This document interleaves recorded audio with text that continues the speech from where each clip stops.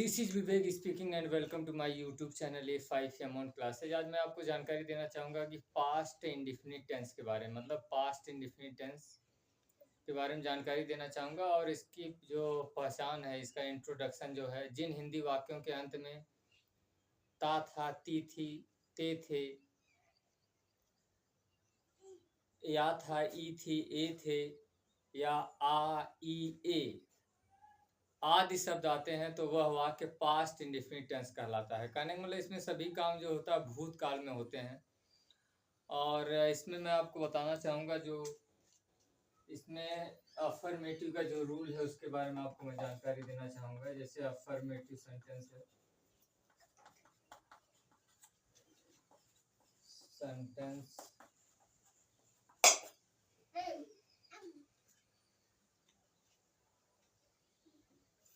Rule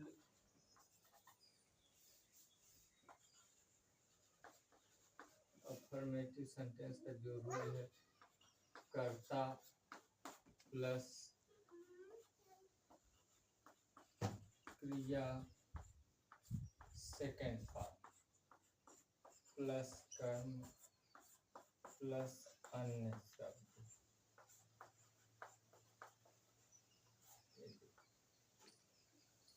और मैं आपको बताना चाहूँगा, अगर अफर्मेटिव सेंटेंस है और नेभर वाले वाक्य हैं और हु वाला वाक्य, इन तीनों प्रकार के वाक्यों में क्रिया के सेकंड फॉर्म का प्रयोग किया जाएगा और सब में क्रिया के फर्स्ट फॉर्म का प्रयोग किया जाएगा।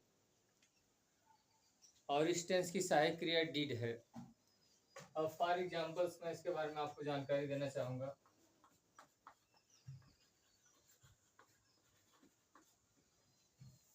जैसे मान लीजिए हो गया कि वह स्कूल गया। ये देखिए, ये भी पास्ट इंडेफिनिट टेंस का अंत में या आया है, वह स्कूल गया। या इसको भी हम कह सकते हैं वह स्कूल जाता था, तब भी सेम ट्रांसलेशन हुई। ही क्रिया का सेकंड फॉर्म, गो का सेकंड फॉर्म वेंट हो जाएगा। कहीं जाया जाता है टू का प्रयोग, ही वेंट टू स्कूल। ये देखिए ट्रांसलेशन। सेकंड नंबर मान लीजिए हो गया, वे तुम्हें एक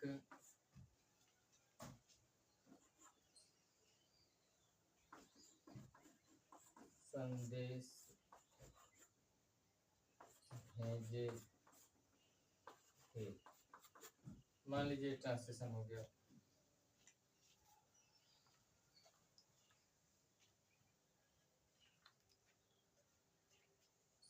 वे तुम्हें एक संदेश भेजे थे, ये ट्रांसलेशन हो गया। तो हो जाएगा दे, भेजना का होता है सेंड, लेकिन इसका सेकंड फॉर्म हो जाएगा सेंट यू अ मैसेज।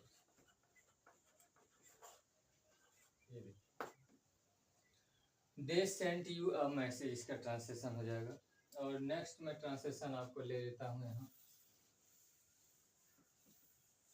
यहाँ हो जाएगा, मान लीजिए थर्ड नंबर हो गया, रोहन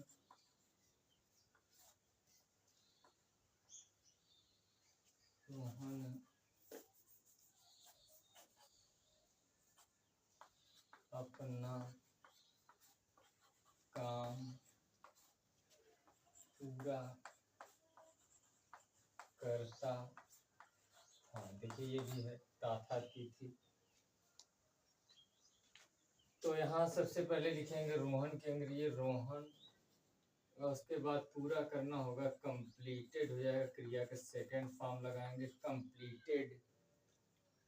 रोहन के साथ अपने की अंग्रेजी लग जाएगी हिज, और उसके बाद वर्क। ये ट्रांसलेशन है, रोहन कंप्लीटेड हिज वर्क। और मैं नेक्स्ट ट्रांसलेशन ले लेता हूँ, एक और ट्रांसलेशन ले लेता हूँ। मान लीजिए कोई भी ट्रांसलेशन हो गया। मान लीजिए हो गया नौकर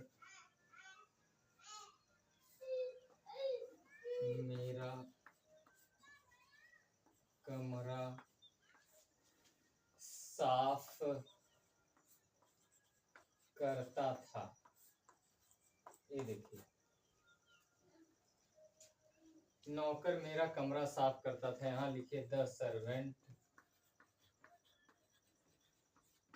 साफ करना का अंग्रेजी हो गई क्लीन, इसका सेकंड फॉर्म क्लीन्ड हो जाएगा। उसके बाद हो गया माई रूम, ये देखिए ट्रांसलेशन हो गया।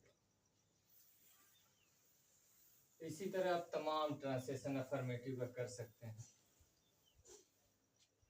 कर्ता लगाइए, कर्ता के बाद क्रिया का सेकंड फॉर्म प्लस कर्म का प्रयोग कर दीजिए। अन्य शब्द है तो अन्य शब्द का प्रयोग करिए।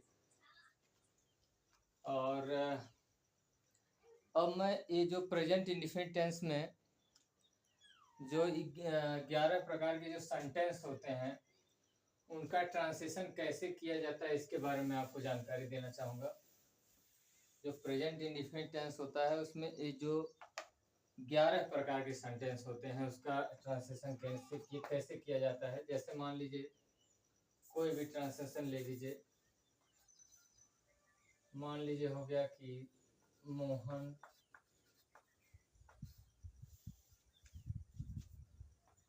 एक समाचार पत्र मान लीजिए बेचता था। मान लीजिए ट्रांसलेशन हो गया। ट्रांसलेशन में आधार मान के मोहन एक समाचार पत्र बेचता था, तो इसका मतलब अफर्मेटिव सेंटेंस हो गया। तो इसका मतलब मोहन बेचना, इसका मतलब हो गया आपका सेल माने बेचना होता है। इसका second form sold a newspaper. ये अफर्मेटिव सेंटेंस है। अब दूसरा मैं आपको इसमें ट्रांसलेशन जो लेना चाहूंगा उसमें नेगेटिव सेंटेंस हो जाएगा। मोहन एक समाचार पत्र नहीं बेचता था। मोहन एक समाचार पत्र नहीं बेचता था, इसका हम ट्रांसलेशन करेंगे। देखिए नेगेटिव सेंटेंस हो गया, नकारात्मक वाक्य मोहन। और इसके बाद इसमें डिड नॉट का प्रयोग करेंगे। मोहन डिड नॉट और क्रिया का फर्स्ट फॉर्म डिड नॉट, और उसके बाद बेचना का मतलब हो जाएगा सेल। यहाँ देखिए फर्स्ट फॉर्म हो जाएगा क्रिया का। और न्यूज़पेपर हो जाएगा। तीसरा जो सेंटेंस लेंगे उसमें हो जाएगा कभी नहीं वाला। जैसे हो गया मोहन कभी नहीं एक समाचार पत्र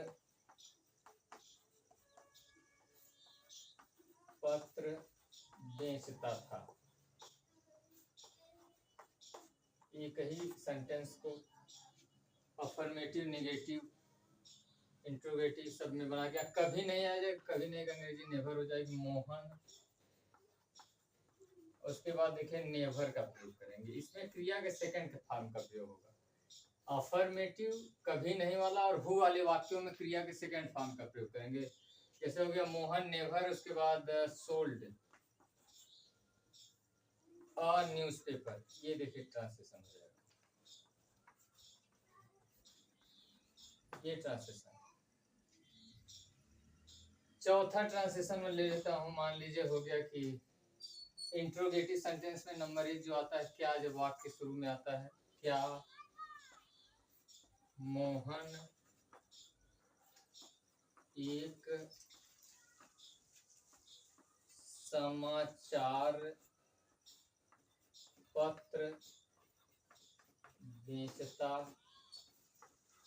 था। मान लीजिए ये ट्रांसलेशन हो गया। तो इसका मतलब सबसे पहले सहायक क्रिया लगाएंगे डिड मोहन, और उसके बाद हो जाएगा सेल मीन्स बेचना, क्रिया first form did Mohan sell a newspaper. ये देखिए ट्रांसलेशन। सहायक क्रिया सबसे पहले निकालेंगे। ये आपका 4 प्रकार के सेंटेंस होंगे और मैं आपको पांचवा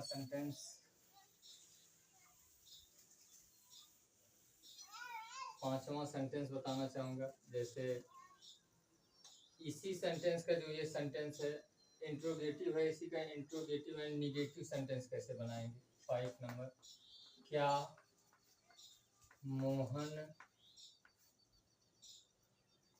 एक समाचार पत्र नहीं बेचता था, नहीं बेचता था, ये ट्रांसलेशन हो जाएगा। अब वही ट्रांसलेशन करेंगे, इसमें कर्ता के बाद नॉट लगा देंगे। Did Mohan not sell a newspaper, क्या मोहन एक समाचार पत्र बेचता था, सॉरी, क्या मोहन एक समाचार पत्र, नहीं तो हो गया है नहीं वाला, क्या वाला हो गया, इसमें नहीं वाला इंट्रोगेटिव एंड नेगेटिव वाला। तो क्या मोहन एक समाचार पत्र नहीं बेचता था, did Mohan not sell a newspaper.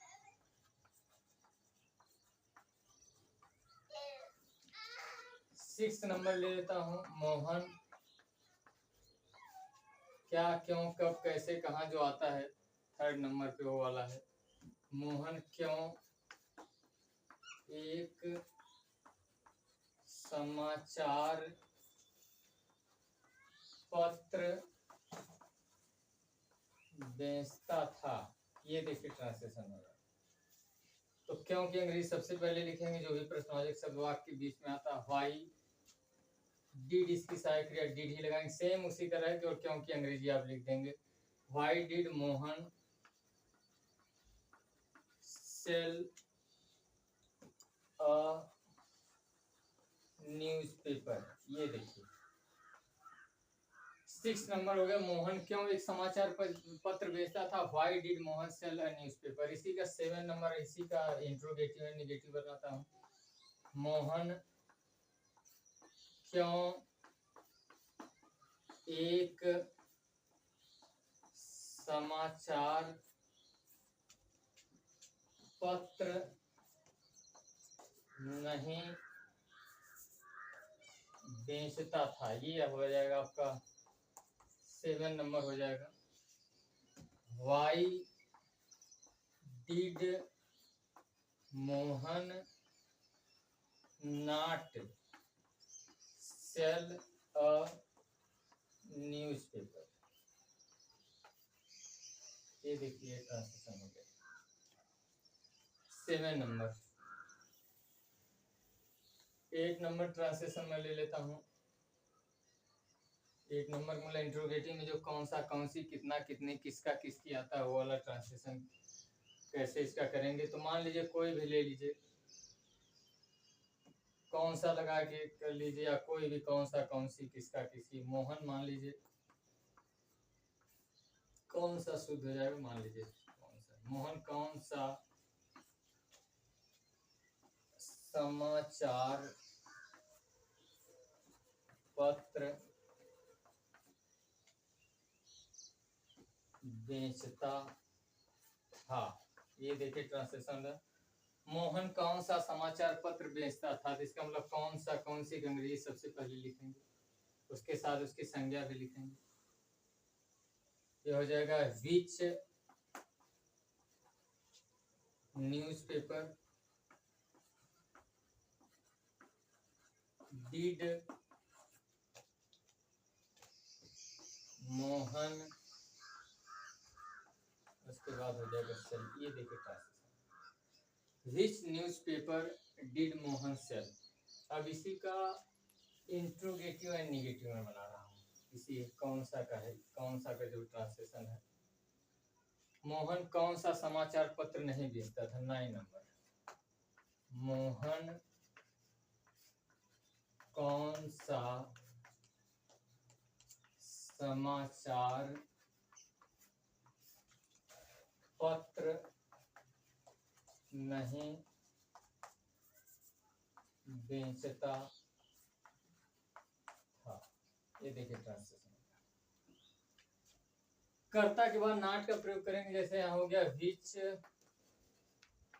Newspaper did लगाइए, शायद क्रिया है ही। Did which newspaper did Mohan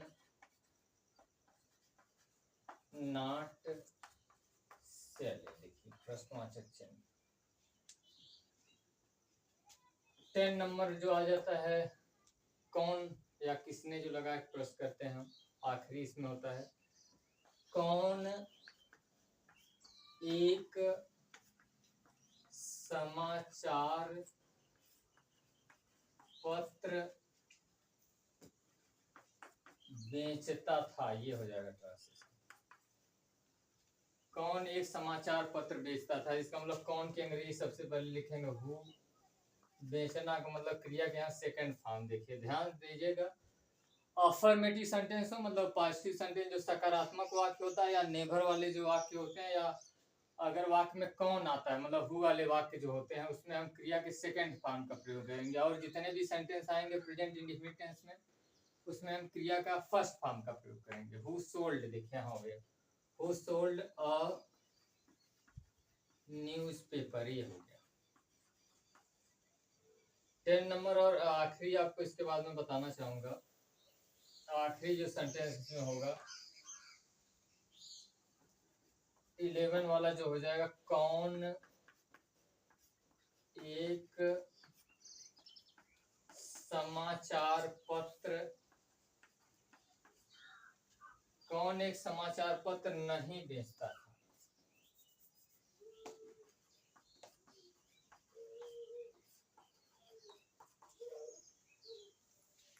तो हु लगाएंगे, उसके बाद इसमें क्या करेंगे डिड नॉट का प्रयोग करेंगे। हु वाले वाक्य में देखिए जो नहीं नहीं रहेगा उसमें क्रिया सेकंड फॉर्म का प्रयोग करेंगे। उस तरह नहीं आ जाएगा did not, who did not. उसके बाद हो जाएगा सेल अ न्यूज़पेपर। ये देखिए ट्रांसलेशन हो गया।